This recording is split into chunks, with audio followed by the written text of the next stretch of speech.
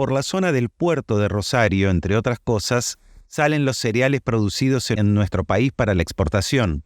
Mucha plata, mucha. Los obreros aceiteros son unos de los mejores pagos de la Argentina y algunos los presentan como los malos de la película, porque se les ocurre pedir aumento de salarios. Para nosotros, los trabajadores aceiteros podrían ser también liliputienses, porque en solo 4 días, con el reclamo de aumento salarial, se frenó la actividad portuaria y ocasionó pérdidas superiores al $1.000.000 diarios. Más de 10.000 camiones varados en los principales puertos de exportación. ¿Se imaginan una fila de 10.000 camiones? Y 20 barcos estuvieron a la espera de carga en las terminales. Para empezar a hablar de estas cosas, está con nosotros, en Noticias desde Lilliput, Daniel Jofra, que es titular de la Federación de Trabajadores Aceiteros. Hola Daniel, bienvenido, gracias, y preguntarte para empezar cómo está el conflicto en este momento. ¿Qué tal? ¿Cómo estás? Bueno, gracias por llamar. En realidad hay muchos temas que vos planteaste en una sola pregunta. Es decir, el resultado final fue un aumento. Hemos logrado el aumento que veníamos pidiendo a partir del 1 de julio, que consiste en llevar el salario aceitero a 1.000.000 a partir de octubre. A partir del 1 de julio estábamos en 1.240.000 pesos. Lo que se hizo fue dar un 15% para el 1 de julio, sumarle un 5% el 1 de agosto y pasar a partir de octubre en un 26%, como para que vos tengas una idea en porcentaje. Un 26% para la primera categoría, o sea, para la de peón, que lleva a 1.560.000 pesos para el que recién comienza, para el que barre, para el que no tiene ningún tipo adicional. Esa es la cifra que se arregló a partir de que hicimos una huelga de 7 días. Nosotros no cortamos los accesos. Los accesos nosotros hacemos huelga, nosotros no cortamos accesos. Los accesos se cortan debido a la gran cantidad de camiones que llaman la empresa a pesar de la huelga, no porque no puedan entrar, sino porque no hay nadie para descargar. Es importante, Daniel, esta aclaración, porque durante el conflicto, la ministra de Seguridad, Patricia Bullrich, había anunciado la puesta en marcha de un comando unificado antibloqueos y piquetes, justamente para la zona del Puerto Rosario, para Vaca Muerta, para Bahía Blanca. Dicen que buscan reforzar la seguridad por medio de una coordinación de fuerzas de seguridad federales y locales. ¿Cuál es el mensaje de este anuncio de Bullrich y ustedes qué responden? Bueno, evidentemente este gobierno se está encargando de destruir todo lo que es la democracia sindical, ¿no? Es decir, protesta, la huelga, no me llama para nada la atención. Pero nosotros, huelga, no hacemos piquete, por ahí estamos en los accesos para visibilizar, pero no cortamos ningún acceso nosotros. Es decir, los accesos se cortan, la gran cantidad de camiones que ellos llaman independientemente de la huelga, y bueno, imagínate que el complejo oleaginoso que va desde Ramallo hasta Timbúes, en la época de cosecha hay mucha cantidad de camiones, y bueno, obviamente que cortan debido a que los camioneros están arriba de la ruta o que no lo pueden descargar, pues debido al paro, y que ellos lo llaman igual, obviamente que hay una congestión de todo tipo, pero no porque nosotros cortemos los accesos, porque de hecho no hay ninguna imagen, salvo que nosotros hagamos algo afuera de la fábrica para visibilizar el conflicto, nada más, pero no es un corte de ruta ni un corte de acceso a las terminales, simplemente es para visibilizar la protesta. Bueno, el gobierno evidentemente ignora todas estas cosas y creen de que nosotros hacemos piquete, ¿viste? Porque lo único que de la única manera que puede poner a la sociedad en contra, que a nosotros no nos afecta en nada, es que decir que le impedimos trabajar al resto, y es mentira.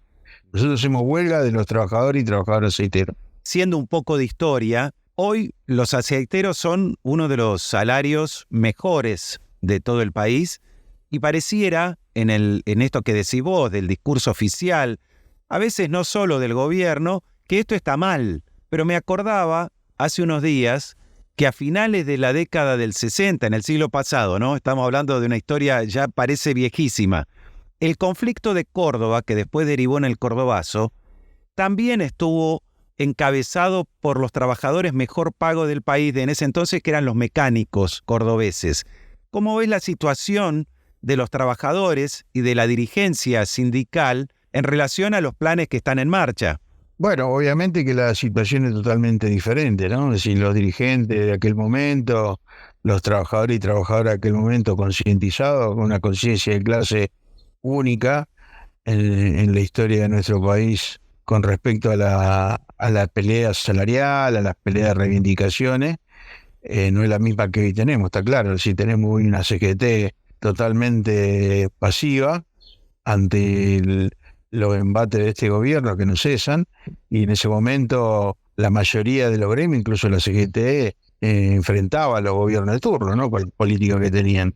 Pero volviendo al tema que vos planteaste en un momento, que dicen que están en contra de todo lo que sea la lucha obrera. O sea, quisieran vivir ellos en un mundo de ellos, obviamente, favorable a ellos, en donde nadie no proteste, no haga ninguna huelga. Por eso quieren el individualismo, porque es más fácil de dominarlo, ¿no? Es decir, cuando uno protesta solo, una vez le dicen que no, otra vez le explican y le dicen que no, y la tercera vez lo despiden. Entonces nadie lo protege, que es lo que quieren romper con el derecho colectivo, ¿no? Con la negociación colectiva. Pero bueno, me parece que en ese sentido, los gremios que tenemos la posibilidad de controlar la producción en los distintos lugares de trabajo, tenemos que salir a luchar, independientemente de qué salario tengan. Es decir, nosotros hoy tenemos un salario acorde a las necesidades que establece la Ley de Contrato de Trabajo y el 14.000 de la Constitución, en donde le garantizamos las nuevas necesidades que establece esa ley y la Constitución Nacional, que vos tenés que garantizarle alimentación adecuada, vivienda digna, educación, salud, esparcimiento, transporte, vestimenta, previsión y vacaciones. Cada una de esas necesidades tiene un valor que lo da el INDEC, nos lo ponemos nosotros. Y todos los trabajadores deberían cobrar esa plata, ese punto de partida. Después cada uno con sus categorías, con sus adicionales, cobrará otro valor, pero claro, nos quieren hacer creer, porque la batalla cultural está así planteada, de que los trabajadores tienen que ser pobres. Entonces dice, ¿por qué nosotros queremos seguir cobrando bien? Porque ya cobramos mal. Yo tengo casi 37 años de aporte y pasé por la última etapa del alfonsinismo, la peor etapa que tuvimos los trabajadores, que fue el menemismo, conjuntamente con De la Rúa, que estuvo muy poco tiempo, pero se encargó de cambiar o de reformar algunas leyes laborales con la ley Banelco. Entonces, nosotros sabemos lo que es trabajar en empresas ricas siendo pobre, ¿me entendés? Entonces, bueno, hay lo que vivimos esa época, no queremos volver, y lo que hoy tienen necesidades de hace muchos años, hoy tenemos el 40%, de ese 55% de trabajadores pobres o de pobreza, tenemos el 40% son trabajadores registrados, y esa es una responsabilidad que tenemos los sindicatos. Si no podemos seguir teniendo trabajadores pobres. Bueno, esa batalla es la que tenemos que dar. Es decir, dicen que nosotros desabastecemos. Y sin embargo, el campo, cuando en el 2008 hizo 100 días de huelga, no pasó nada. O sea, decía que éramos todos granjeros.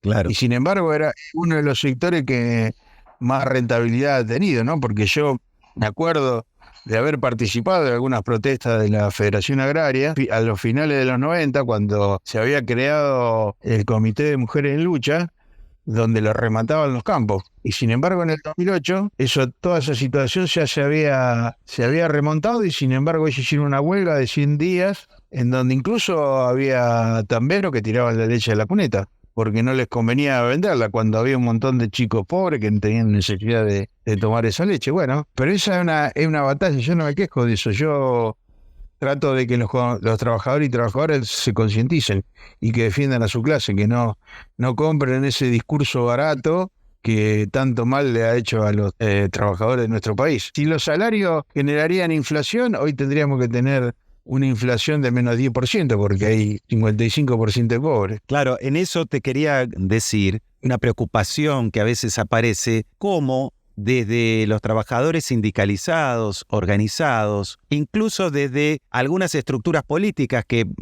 se plantearían representarlos, se les habla a los precarizados que son los que están más en la lona y que parece que los que tienen el dinero buscan contraponer el organizado que cobra un buen salario con el precarizado que tiene que salir en bicicleta, en motito, en el auto, a sostener un ingreso diario. ¿Y qué le hablan en qué sentido? Si no, claro, ¿cómo se puede políticamente hablarle a esos precarizados para que se puedan organizar y también luchar por sus derechos? Porque en realidad con esa contraposición te están queriendo meter a los precarizados en contra de los que están sindicalizados. Yo ya te digo, o sea, nosotros no tenemos el problema que tienen los maestros, que le ponen a la sociedad en contra, o a los estatales que le ponen a la sociedad en contra. Nosotros no dependemos del Estado, dependemos de las empresas privadas. Por eso creo de que lo que tendría que pasar para revertir esta situación, que 10, 15 organizaciones que tienen impacto económico se pongan a luchar por todos esos trabajadores. No le podemos pedir comprensión al que se está muriendo de hambre, porque ni siquiera proyecto tiene en la vida. Es decir, porque el que tiene necesidades lo único que piensa es en cómo llegar a fin de mes, o si tiene que elegir entre comer, o alquilar, o poder vestirse, o poder viajar. Es decir, no tiene mucha alternativa. Entonces, no podemos pensar o detenernos a querer convencer a esa gente que dice, ustedes hacen paro que cobran más de 1 millón de pesos y yo que cobro 500.000 pesos tengo que trabajar todos los días. Es lógico que piense así porque no le queda otra alternativa. Bueno, por algo uno cree siempre en la ilusión de poder ganarse la quinela, la lotería, para poder salir de esta vida indigna que tienen como trabajadores y no de luchar. Todavía seguimos creyendo en algo. Por eso creyeron en este gobierno que está minado de empresarios y detesta a la clase trabajadora. Pero bueno, nosotros como representantes de trabajadores y trabajadoras privadas y con el impacto económico que tenemos en el país, tenemos que seguir luchando porque no podemos decir, bueno, hay un montón de trabajadores que son pobres. Bueno, será una responsabilidad de cada sector y nosotros tenemos la responsabilidad de enfrentar a este gobierno. Esa es la responsabilidad que queda, porque está claro de que la CGT no lo hace. Entonces, porque ellos lo han manifestado, de que no hay motivo como para ir a la huelga, no hay motivo para manifestar. Bueno, yo considero de que sí, que hay mucho motivo. Creo que la flexibilización laboral de la ley Bases fue uno de los motivos y no se hizo absolutamente nada, o lo que se hizo fue insuficiente. Entonces me parece que aquellas organizaciones que tenemos buenos salarios y que le aportamos mucho al Estado, creo que tenemos que salir a enfrentar este modelo económico que vino evidentemente a destruir a la clase trabajadora y a los convenios colectivos. Bueno, todo lo que sea colectivo lo va a tratar de destruir y lo está haciendo evidentemente. Una duda que me quedó a mí de hace ya varios años, parece que fuera histórica, pero hubo un momento en que en esa zona donde están ustedes, donde se produce, donde se comercializa la riqueza que se produce en nuestro país, en las barrancas del Paraná, estuvo en discusión la nacionalización de Vicentín. Y eso podría haber abierto una situación donde el Estado podía intervenir en un mercado muy concentrado, donde hay 5 grandes empresas exportadoras. ¿Cómo ven ustedes desde los aceiteros esta ida y vuelta que hubo con Vicentín y qué se hubiera podido hacer? Bueno, nosotros cuando fue el anuncio de Fernández, el expresidente, nosotros veíamos con buenos ojos, no por ser partidarios del gobierno anterior, sino porque consideramos que la intervención en el Estado, que lo hace de hecho, lo que pasa es que muy pocos lo ven. Cuando estatizan la deuda de los privados, eso también es una intervención del Estado. Entonces nosotros lo que queríamos en ese momento era de que intervengan. Nacionalizar es un título que y más al gobierno anterior le quedó muy grande, pero sí intervenir, primero para que paguen la deuda, porque fueron unos estafadores. Y después, porque una deuda que la tenemos que pagar entre todos los argentinos. Eso, y que la tienen ellos, no es una deuda privada, es una deuda que si no se paga, la estatizan. Entonces la seguimos pagando nosotros. Segundo, porque el hecho de que intervengan los gobiernos en este tipo de empresas le va a dar la posibilidad de que haya más controles. Por eso se unificaron las empresas, las agroexportadoras, en defender a Vicentín. El problema no era de que tenían miedo que se funda Vicentín, el miedo de ellos era que haya más controles para poder hacer los negocios que vienen haciendo hace mucho tiempo y de poder seguir llevando la plata afuera. Entonces, en ese momento, y para nosotros era como un mensaje revolucionario. Pero bueno, evidentemente no le dio el piné al presidente en ese momento y volvió para atrás una semana antes de que se caiga el decreto. Bueno, son cosas que ocurren en este país, pero me parece que, insisto en esto, y quiero recalcarlo, yo creo que hay que empoderar al movimiento obrero y no pensar de que va a venir un mesías político que nos va a salvar. Seguramente nos va a salvar una política más inclusiva y que tenga en cuenta a los trabajadores, que somos realmente lo que producimos en este país. Si te pones a pensar, incluso hoy el Estado a través de los legisladores no funciona, porque si hacen algo en contra de lo que quiere el presidente, lo vetan. Entonces, si estamos gastando 1.700 millones de pesos por mes en legisladores que no funcionan como corresponde. Y nosotros sí, nosotros en pandemia tuvimos que salir a trabajar, se nos murieron los compañeros infectados dentro de los lugares de trabajo, porque éramos imprescindibles, éramos indispensables. Entonces, ¿quién le garantiza el sustento económico al Estado? Son los trabajadores. Por eso yo considero de que hay que empoderar al movimiento obrero a través de sus dirigentes sindicales y no los partidos políticos. A mí, sinceramente, la política partidaria me interesa muy poco en función a que si nosotros no nos fortalecemos, cualquiera va a querer hacer lo que quiera o con cualquier excusa, ¿no?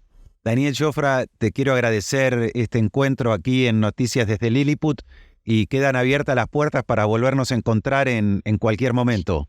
Dale, un abrazo grande, gracias por llamarme.